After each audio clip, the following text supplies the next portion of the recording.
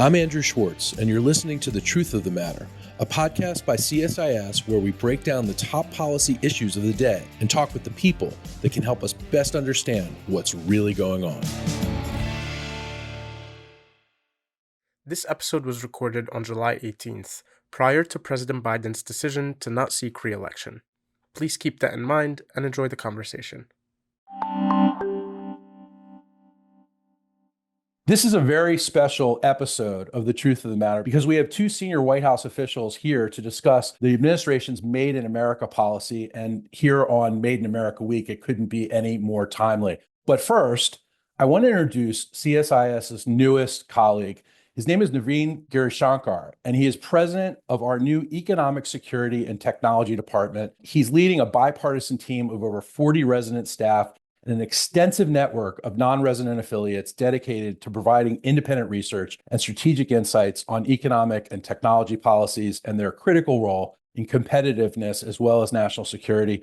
Many of you will know that prior to joining CSIS, Navin served as a counselor to the U.S. Deputy Secretary of Commerce on a wide range of domestic and international issues.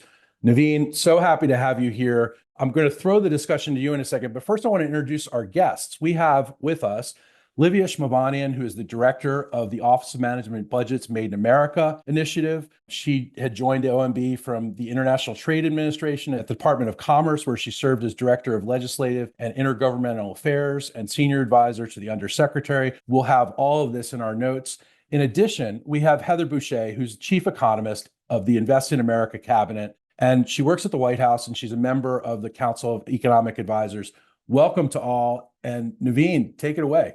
Well, thank you so much, Andrew. Delighted to be here, Heather and Livia. Great to be in conversation with you. For me, from a new vantage point.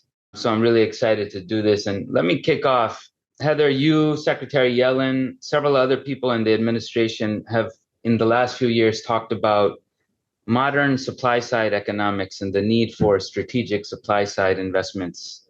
I was wondering if you could tell us a little bit more about this focus on the supply side. Why is it important? How is it different from what we've seen in the past? Put this in context for us as we think through the Made in America agenda. Happy to. And Andrew and Navin, just what a joy to be on the podcast. And it's always fun to do things with my colleague Livia from the Made in America office. So super excited that we are celebrating all the hard work that has been happening over the past few years to grow the U.S. economy, as the president likes to say, from the middle out. So Navin, let's take a step back and think about when economists tend to look at the economy. There has long been this sense that we should be agnostic about what kind of growth is happening. So long as the economy grows, everything is going to be fine. In fact, for a very long time, the idea was that you could make the economy grow by basically getting out of the way of capital. Don't tax them too much, don't regulate them too much, and markets will deliver things that people need and want, and they will demonstrate that by going out and buying things. That was, the real crux of trickle-down economics in a nutshell. And what we've learned in so many different ways is that what we make in America, and indeed how we make those things that we make, really does matter to our economic success.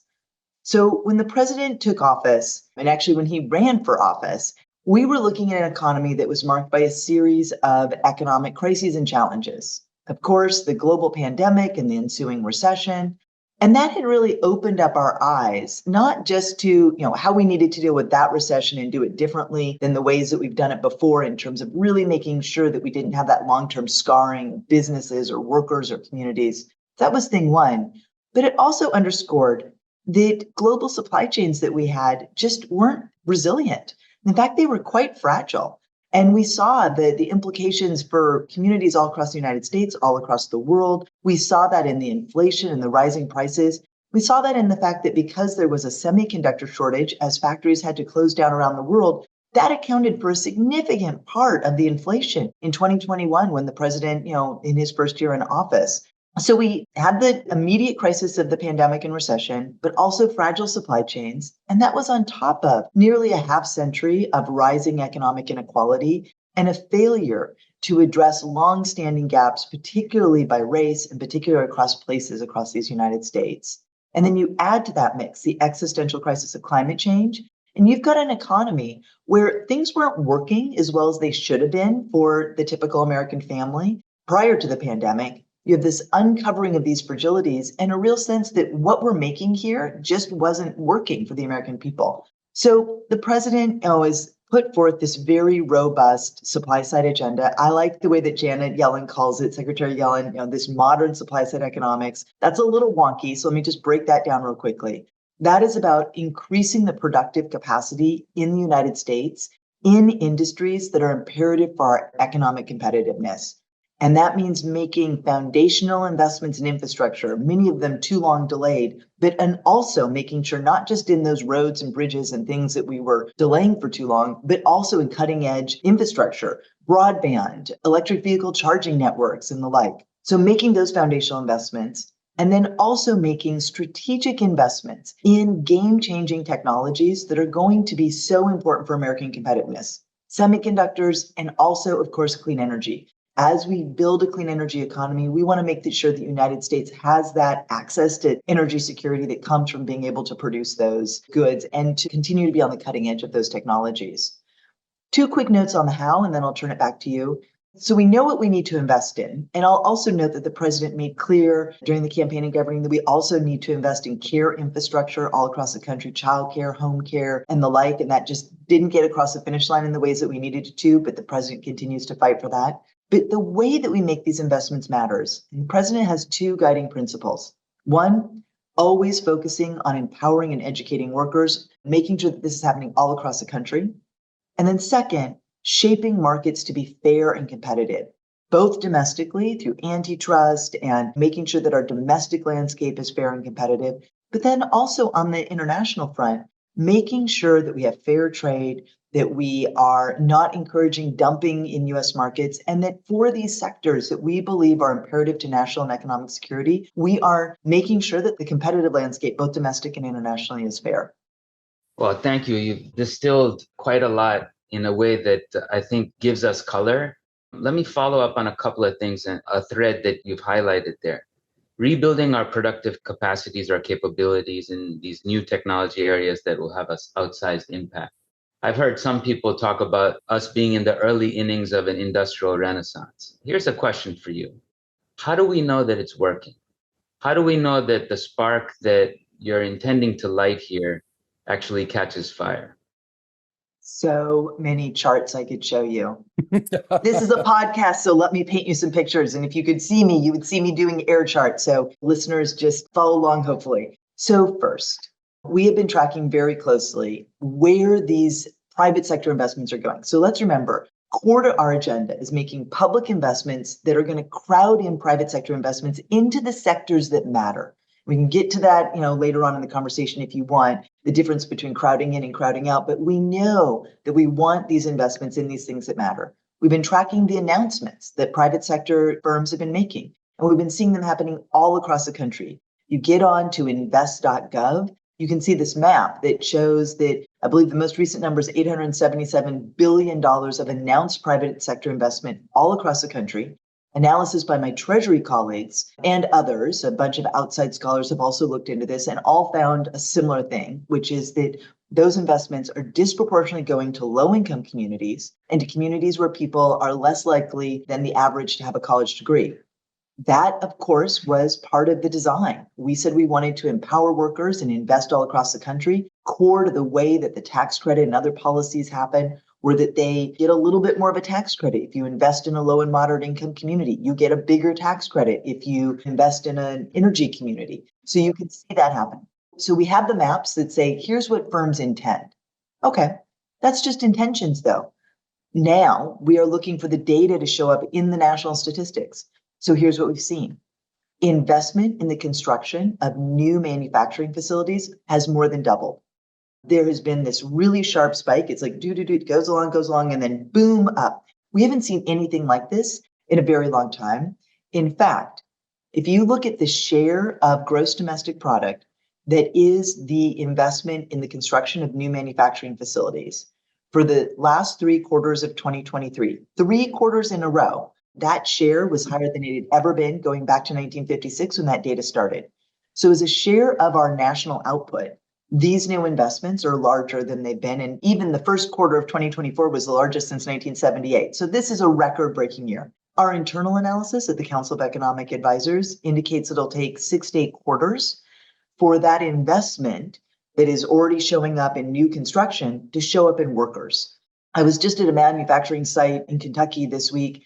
We were touring the site and they were, showing all the construction and talking about all the construction workers they were hiring. And then I was asking them, how long do you think before the workers will show up, before the equipment? And they confirmed in this particular case exactly what our rule of thumb is, that again, for equipment and for workers, it's about 6 to 8 quarters, we think, before that shows up. So we'll be watching for that. And we think that'll start to tip up, if past practice is any indication in the future, over the course of the winter. So those are some of the indications. I want to add one more, which is that we've seen 3 years, and it looks like we might be on track for a fourth, but who knows, but 3 years of record-breaking new business applications.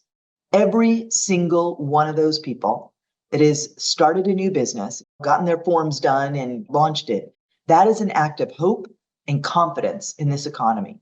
We have come through this economic recovery. We've had the fastest jobs recovery. We've had this very low unemployment for a record-breaking streak. It's now up a little bit over 4%, but it's been very low for quite some time. And you've seen all these people saying, this is an economy where I think I can have my good idea thrive. And so those are the kinds of metrics that we are looking at. The growth in industrial capacity, we're watching for that growth in job. We're seeing this historic uptick in construction workers, and we're seeing people take these acts of hope and start new businesses. Thank you for that. And I think that some of the references to the website and the links that you mentioned will be important for people to be able to access and see live. So that data-rich perspective is, I think, very, very valuable. Let me pick up one thing before I hand over to Andrew. Several times here in the last few minutes, you've mentioned the importance of geography and place. I think everyone says we're in a very polarized political environment. But one thing that seems to cut across parties and different perspectives in the public discourse is the importance of paying attention to people who have been left behind. I think that's the term that the president has used in the past. Tell us a little bit more about how these investments are incorporating the important question of geography and place. You talked about being in Kentucky. Others have talked about going to the heartland, going to the south, going west, going northwest, all over the place. Tell us a little bit more about that, because it seems like it's a really important connecting of dots across these different programs. Happy to. I've had the enormous privilege over the past year to travel the country, as have many of my colleagues on behalf of the president, to get a sense of how these investments are playing out, what they mean for communities. And time again, you see the enormous difference that these investments are making to communities. You go to a community and you'll meet with people from all sides of the political spectrum. A lot of times I'm standing in a group and it's clear to me that people might have different political affiliations than I do. But the sense that the investment in their community and the importance of the federal government in making that possible for them is so deep, and they're so excited for it. And that has been, just wonderful to see. One of the things that we did when we put these policies together, the path from vision of a policy idea all through getting passed through Congress is a very windy one. And yet some core ideas were never lost, which is that it's not enough for the public sector to invest. We need to make sure that we're investing in a way that's going to build the economy, grow the economy from the middle out, and deliver for communities all across the country.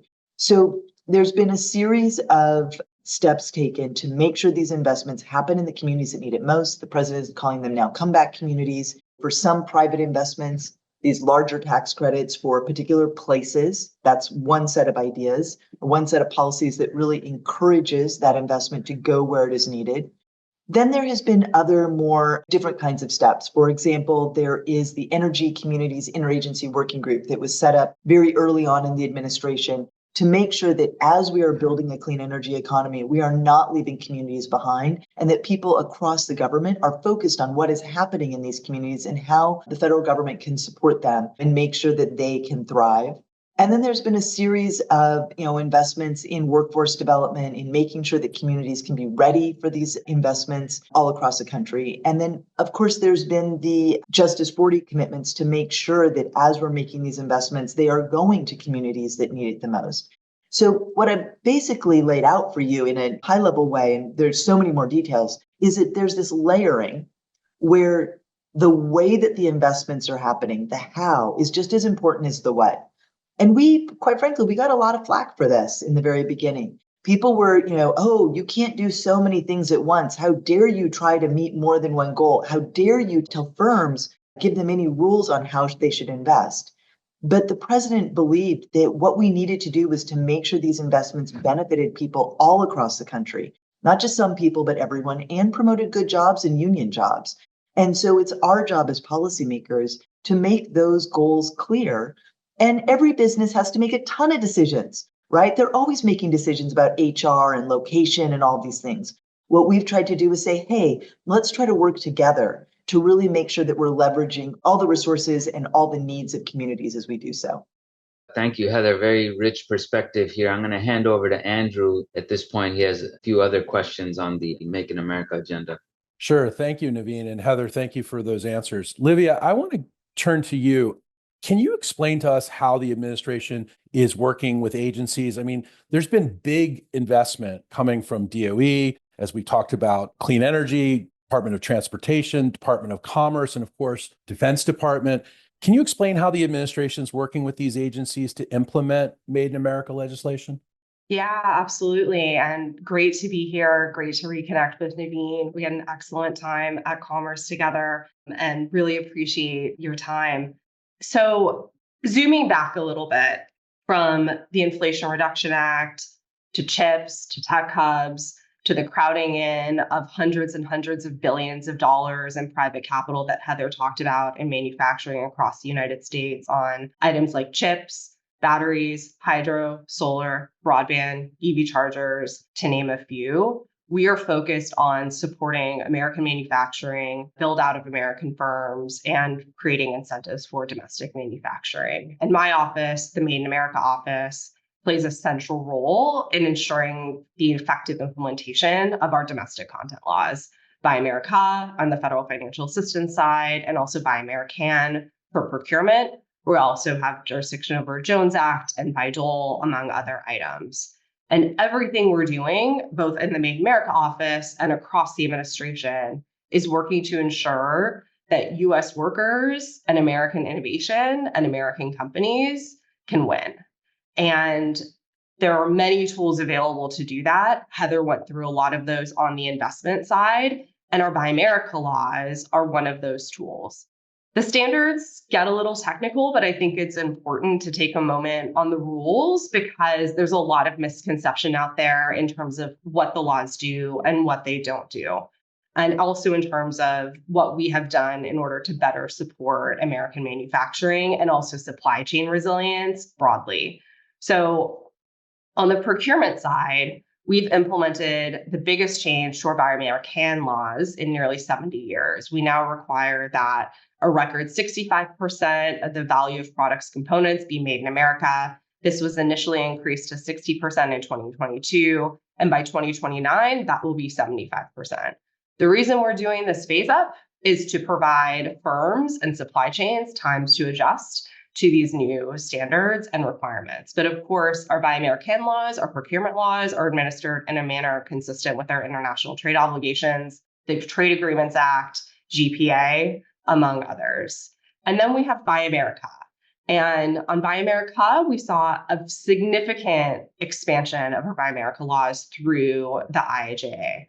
That instituted something called the Build America, Buy America Act, which requires that all federal financial assistance for all federally financed infrastructure have Buy America requirements attached to it. Previously, these requirements only existed for DOT, EPA water programs, and a couple of others. Now it is all federal financial assistance for all federally financed infrastructure. So that creates an incredible market for our manufacturers that didn't necessarily exist previously in the way that it does now. There are different standards for different types of products. For iron and steel, which is very familiar to most folks steeped in Buy America world and must be melted and poured in the United States. For manufactured products, there's actually a content requirement. So manufactured products must be manufactured in the United States, and the value of components must be at least 55% that are manufactured in the United States. And then for construction materials like lumber, glass, drywall, optical fiber, fiber optic cable, all manufacturing processes must occur in the United States. These are big changes both for agencies that didn't previously have these requirements and also big changes for their grant recipients, for state and local governments, for nonprofits. And so a lot of the work that we are doing is trying to support the effective implementation of the law and to ensure that there is a reasonable transition period to get people to where we want them to go. And we are strategically leveraging our Buy America laws in order to better support that implementation and also the build out of manufacturing. So, for example, we established an American manufacturing plan for electric vehicle chargers. When the NEVI program came out, which funds $7.5 billion for the build out of EV chargers across America, the United States didn't really have much manufacturing capacity for either EV chargers or the associated supply chains. And so what we did was we looked at the market as it was in the United States. We looked at where we wanted to go. And we said, how long is it going to take those supply chains to adjust to meet that 55% content standard? And then we developed the rules in order to provide that transition time for manufacturing to adjust so that you weren't harming the businesses that had invested in the United States that were currently assembling chargers in the United States, but you also created a clear path and a clear market signal for them that at a certain point in time, you need to meet these standards if you want to do business with the federal government in terms of EV chargers. So we're deploying that strategy broadly across other sectors and cranes and in broadband and in other areas. I will also note that some of the products I mentioned might sound familiar, and that is because we are seeing unfair trade practices from the Chinese government in many of these sectors. And many of these sectors are really strategically important for the United States, for innovation, and for our long-term economic growth and success. Livia, this is a fascinating discussion. I want to ask you really a simple question. These investments are creating jobs, but what does the administration do to make sure that Americans are able to actually get these jobs? Is the administration promoting workforce development? Most definitely. Heather touched on this a little bit. This is somewhat outside of my area of expertise, so I'll turn to her in a moment. But you've seen not just the investments in manufacturing and not just the investments through the legislation that we've enacted towards both domestic manufacturing and also infrastructure investment, but you've also seen the work that we've done around workforce hubs to make sure that workers in communities where these investments are happening are ready to get those jobs and are trained to get those jobs. There are partnerships with labor unions, there are partnerships with other entities on registered apprenticeships in order to better support and ensure that American workers have the skills when we need those skills for that manufacturing capacity when it comes online. And that is a key leg of this economic agenda, is not simply investing in the manufacturing or investing in the construction, but investing in our people, investing in the American workforce.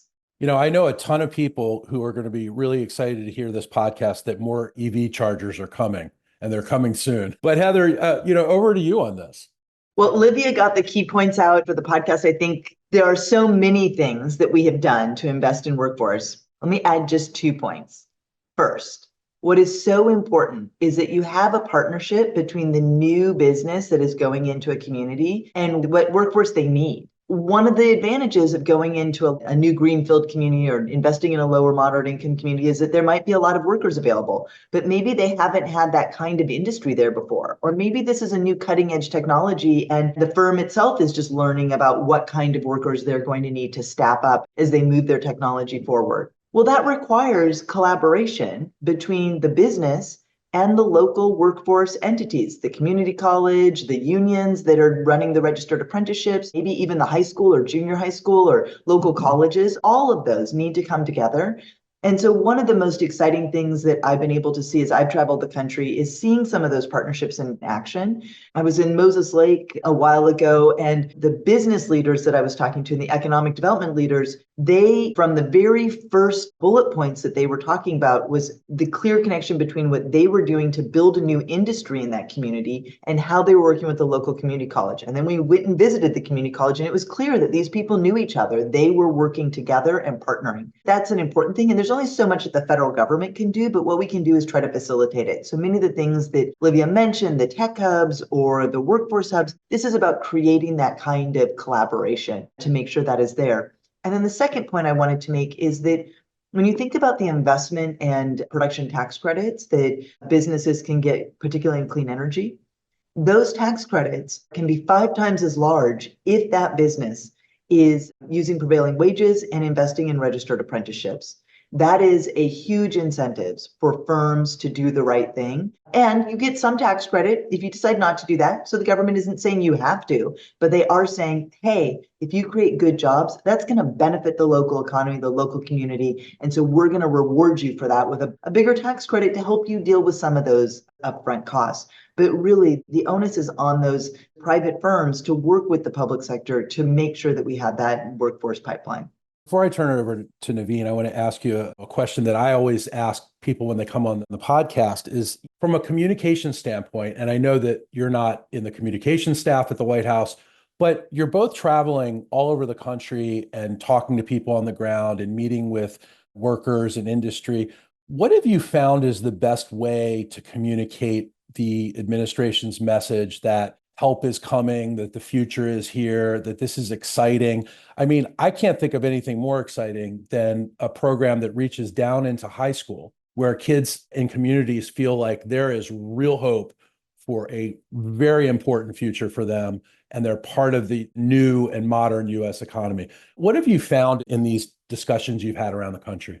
I'll give a first cut at that and then we can go to Livia. So the best messengers on this are the people in those communities, the people who are doing the work, who are being empowered by the federal resources and the federal support. So it's hearing their stories. We met with the mayor in Louisville 2 days ago and hearing him talk about the investments that are happening, what it means for their community, what those investments in we were at the airport, what those investments in the airport mean for the kinds of jobs that are being created all across the community. That is really what is, I think, the best way to talk about it, is to hear from the people that are actually executing on it and who are benefiting from it. And again, I think it's really important to recognize that, especially when you're talking about jobs, you're talking about everybody. And so really trying to focus on the outcomes that we are seeing in the real world, the construction that's happening, the boots on the ground, the new work that's being created, the new kinds of jobs, what's happening with schools, and taking this out of differences across people and really showing how together we can grow local economies. I would concur with that. I would also just zoom back a little bit, and we need to reflect on how we got here and how we got to this point. And we've really lost, over decades of disinvestment, the muscle memory to do a lot of this and to do it at scale. And so what we are working on and working towards is not just at the federal government level, but state and local governments. A lot of the economic development administrations in states and cities and counties across the country do yeoman's work, and they have been systemically underfunded to do the type of economic development work and workforce training that really needs to occur in order to support our local economies. And we are starting to reverse that, but it's not a light switch. And so it is critical that we continue to put our foot on the gas pedal and continue these investments and to continue to push these investments and also demonstrate that they are working for workers. And I would say in my visits, and I think in Heather's also, we have seen the excitement, and we have also seen that workers feel like there are possibilities for them again, and not just for them, but for their kids and for their grandkids, and that there's opportunities for them and their children and their grandkids to stay in their communities if they choose to, which is so important for local economic health and a whole host of other items. Navin, over to you. Thank you for those answers. I reflect on this conversation and I see the value of this is that taking a very complex picture and a comprehensive program and trying to distill that so that it's accessible and understandable. And I think I really have valued this conversation from that perspective. Let me ask a couple more questions. One of the things that some people would reflect on is that if you take the long arc of US economic history, it's the incentives in the system that drive innovation. This innovation ecosystem, which is unique and critical to the US long-term growth prospects, how is that being galvanized or supported going forward through all these investments? Are they supportive of that? Some people would view this as largely driven by market forces. I think you've shared with us the perspective on how it's much more nuanced. Could you just give us a few thoughts on these investments and how they're supportive of incentives for innovation?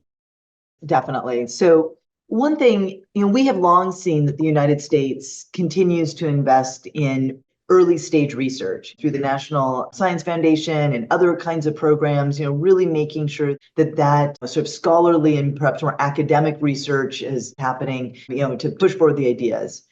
Where I think we saw the gap, and this is where the modern supply side economics comes in, is it's one thing to have the ideas out there. It's another thing to actually get them to commercialization at scale so they can benefit people and families and communities all across the country, indeed all across the world. One of the things that I have personally been really struck by looking at the sectors that we're investing in, semiconductor chips and clean energy, is how the US government has been investing in the cutting edge of these technologies for such a long time. And yet the US manufacturing, we lost that piece of it. And so connecting the dots, and particularly on the things that we need to make quickly in order to really maintain or push forward our foothold on American ingenuity and competitiveness vis-a-vis the global economy, making sure that we're making those early stage investments, but then not just investment on the research and development, but also demonstration and deployment all the way through, making sure that these ideas get to market. And particularly, I would say on some of the clean energy things, get to market in a way that is both at scale quickly, but also keeps costs down. That's what we need to see. We are making investments along that full pathway, all the way from innovation to commercialization. And I think that's what makes this agenda different. And I really want to stress that we really think of this as government enabled, but private sector led. And at many points along that chain, the goal is not for the government to say exactly how you should do things, but to point in a direction of where we need to go. So many of the tax credits are technology neutral. We have some strictures on what kind of jobs and where we want you to maybe invest and to nudge you in that direction. But the technologies go forth and compete and develop the thing that you can. There are other cases where we have a pretty good sense, in large part because of historic investment, of what technology we really need to develop. And are pushing in that direction where we see gaps. But when you look at the whole piece, this is really empowering the market to do what it does best, but making sure that the market is delivering the actual things that our economy and our society needs the most. So it is across that whole spectrum. Appreciate that perspective. You mentioned a couple of times about the sort of evolution of public-private collaboration, which is so central to this agenda. Can we talk about another set of partnerships, which is with our trading partners? Would like your thoughts on how our partners, whether they're in Europe or in the Indo-Pacific or many of the countries of the global South, are assessing this meaningful shift in US policy. How are they thinking about this? How are they considering their response? We've heard some are thinking about their own industrial strategy investments, their own subsidies, their own approach to public procurement. Tell us more about what you're seeing, how that's evolving, and what that means for our economic alliances, which are indeed important as we go forward. So here's the thing. I would say that one of the things that we are seeing is that our success is actually encouraging other countries to work with us and to try to emulate what we've seen. I have been really struck. Now, I'm not over at the National Security Council meeting with foreign governments all the time, but I've done some international travel and we do talk to folks when they come through. And early on, when the Inflation Reduction Act passed, I think there was a lot of anxiety, like, whoa, wait, what's America doing? Wait, okay, what is this? But yet, as people got to understand what we were doing, and that we wanted to make these game-changing investments in industries that are going to matter to the world, but that we're also trying to create these global supply chains that can benefit us all and can make sure that that trade is fair. It's benefiting our economy, benefiting their economies, and that we're not seeing a tendency towards dumping onto global markets of goods that nobody can compete with. I think we've seen more countries say, wow, there might be something in this. And I certainly was very struck with the recent elections in the United Kingdom, where they are explicitly saying, hey, we're trying to learn from what the United States has done and try to do our own version of this. And I think that's just one example. We've heard from a number of other countries that have been trying to follow along the same path. Here's the thing. We know that there are a series of investments that the world needs to make. And particularly when you step back on climate, we know that in order to meet the Paris commitments, we're going to, as a planet, need to make a series of investments that are bigger than any one country, and that require the collaboration between public sector and private sector dollars. In fact, most of the investment needs to come from the private sector. So how do we together work on that and make sure that we're not all just focusing on this part of the technology and then there's these huge gaps over here, but that we are really thinking holistically about what needs to get done and that there is plenty of room for win-win solutions here. And I think that is where the conversation has been shifting over the past couple of years. So how do we do that? And how do we